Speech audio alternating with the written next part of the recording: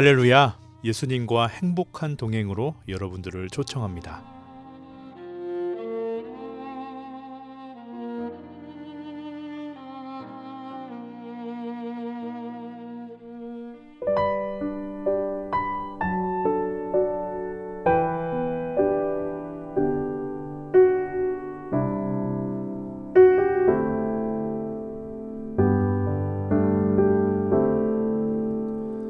주 나의 모습 보네 상한 나의 맘 보시네 주 나의 눈물 안에 홀로 울던 맘 아시네 세상 소망 다 사라져가도 주의 사랑은 끝이 없으니 살아가는 이 모든 순간이 주의 힘을 나는 믿네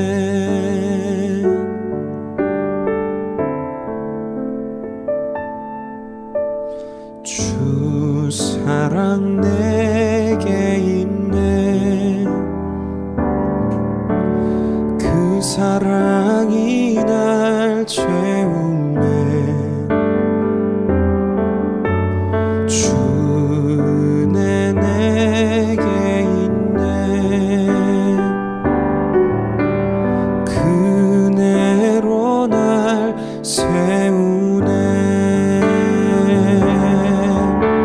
세상 소망 다 사라져가도 주의 사랑은 끝이 없으니 살아가는 이 모든 순간이 주의 힘을 나는 믿네 세상 소망 다 사라져가도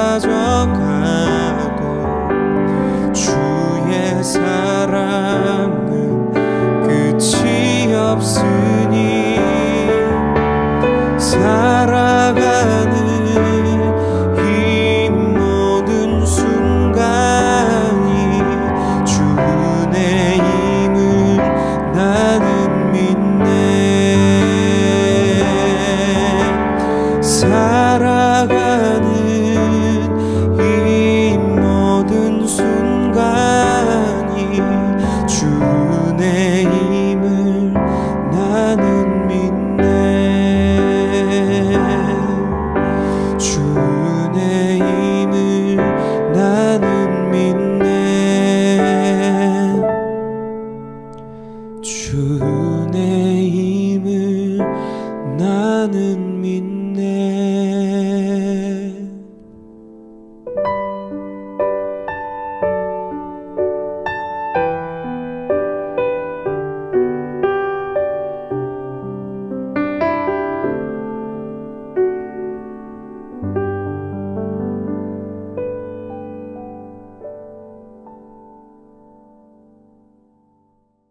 오늘 3월 9일 사순절 7번째 날로 나아갑니다.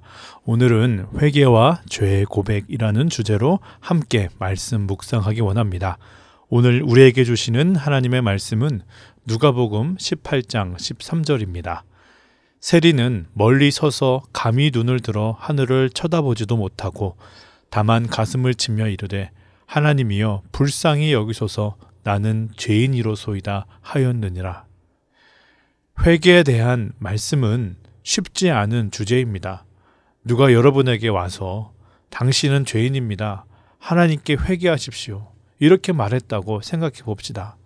그 말을 듣고 정말 그런가? 나는 정말 죄인인가?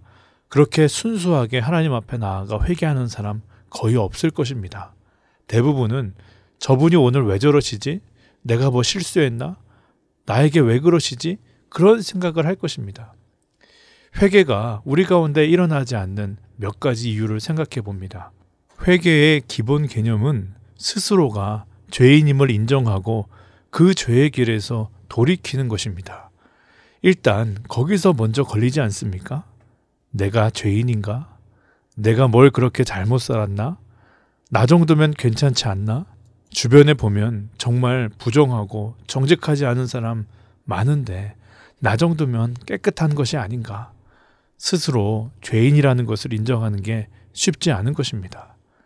또한 우리에게 회개는 구약적인 회개의 이미지가 강하게 있습니다. 구약에서는 어떻게 회개했습니까? 통회하고 자복하며 베옷을 입고 금식하고 옷을 찢으며 회개합니다. 또한 교회 역사 가운데 일어난 부흥의 운동을 생각해 볼 때 웨일즈 대부흥 운동, 미국에서 일어난 영적 대각성 운동, 평양 장대현 교회에서 시작한 평양 대부흥 운동, 그러한 것들이 우리 마음과 생각 가운데 있다라는 것입니다. 그러니 회개는 굉장히 극단적인 사건이 아닌가? 불이 내리고 뒤집어지고 방언하고 입신하고 뭔가 굉장히 격정적인 사건이라는 인식이 우리 가운데 있습니다. 그러니 회개가 부담스러운 것입니다. 그러다 보니 어쩌다 가끔 일어나는 회개는 아주 특별한, 아주 일반적이지 않은 그러한 경험으로 우리는 생각하게 되는 것입니다. 제 자신을 돌아볼 때도 마찬가지입니다. 저도 이 회개 앞에서 자신 없습니다. 저에게는 여전히 아무에게도 고백한 적 없는, 아무도 모르는 은밀한 죄가 제 안에도 왜 없겠습니까? 그러니 어떻게 성도님들 앞에 서서 회개하시라고 당당하게 전할 수 있겠습니까? 그러니 이 회개에 대한 말씀은 전하는 자에게도 또 듣는 자에게도 부담이 되는 메시지입니다. 그런데 우리가 분명히 기억해야 될 것은 그리스도인으로 살아가면서 겪는 모든 변화, 거듭남, 신앙의 갱신, 믿음의 깊어짐, 헌신의 결단, 이 모든 것들이 회개를 통해 일어난다는 것입니다. 왜 그렇습니까? 주님은 우리에게 거룩을 요청하십니다. 깨끗해질 것을 요청하십니다. 정결해지라고 말씀하십니다. 그래야 우리가 주님과 만날 수 있기 때문입니다. 우리가 주님과 연합을 경험할 수가 있습니다. 다시 말하면 회개하지 않으면, 우리 안에 여전히 더러운 것들, 부정한 것들이 가득하다면 우리는 주님 앞에 나아갈 수가 없기 때문입니다. 사순절로 나아가면서 이것저것 특별한 훈련과 프로그램에 참여해 보지만 여전히 우리 마음에 냉랭함이 있고 그 전과 다른 것이 없다라고 느껴지면 그 이유는 분명합니다. 우리가 주님 앞에 나아가 그 십자가 앞에 엎드려 무릎 꿇어 회개하지 않았기 때문입니다. 회개에 대한 고전 책이 있습니다. 조셉 얼라인 목사님이 1671년에 쓴 천국애로의 초대입니다. 이 글에 회개에 대해 이렇게 기록합니다. 우리가 쉽게 빠지는 회개에 대한 오해가 있다는 것입니다. 회개는 입술의 고백으로 끝나서는 안 된다.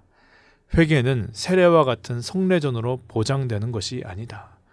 회개는 경건의 규범을 지키려는 형식적인 행위가 아니다.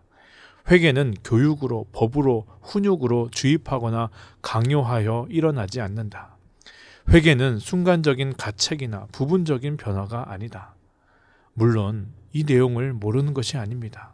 그러나 이것을 보면서 이것을 우리에게 적용시켜 볼 때 큰 찔림을 받게 되었습니다. 여러분들의 삶에 이 글을 적용시켜 보십시오. 이렇게 고백할 수 있지 않습니까? 나는 입술의 고백으로만 회개하였다. 나는 전심의 고백이 아닌 예배의 한 순서로서 회개하였다.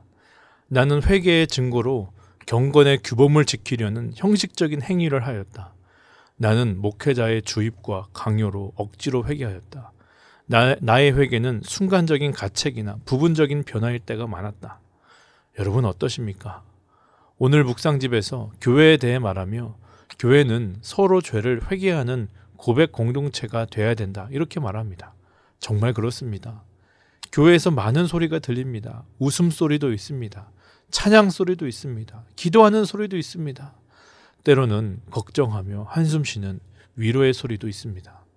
그러나 가장 크게 들려야 하는 소리는 통회하고 자복하며 주님 앞에 엎드려 회개하는 부르짖음의 기도여야 될 줄 믿습니다.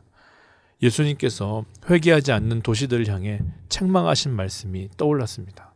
마태복음 11장 20절 21절 예수께서 권능을 가장 많이 행하신 고울들이 회개하지 아니하므로 그때에 책망하시되 화 있을진저 고라시나 화 있을진저 벳세다야 너에게 행한 모든 권능을 두로와 시돈에서 행하였더라면 그들이 벌써 베옷을 입고 제에 앉아 회개하였으리라. 만약 이 권능과 이 선포를 다른 나라 다른 민족에게 했다면 그들은 벌써 베옷을 입고 회개하여 나에게 돌아왔을 것인데 너희들은 어찌 나의 능력을 그렇게 보고 체험하였음에도 회개하지 않는 것인가? 예수님의 책망입니다.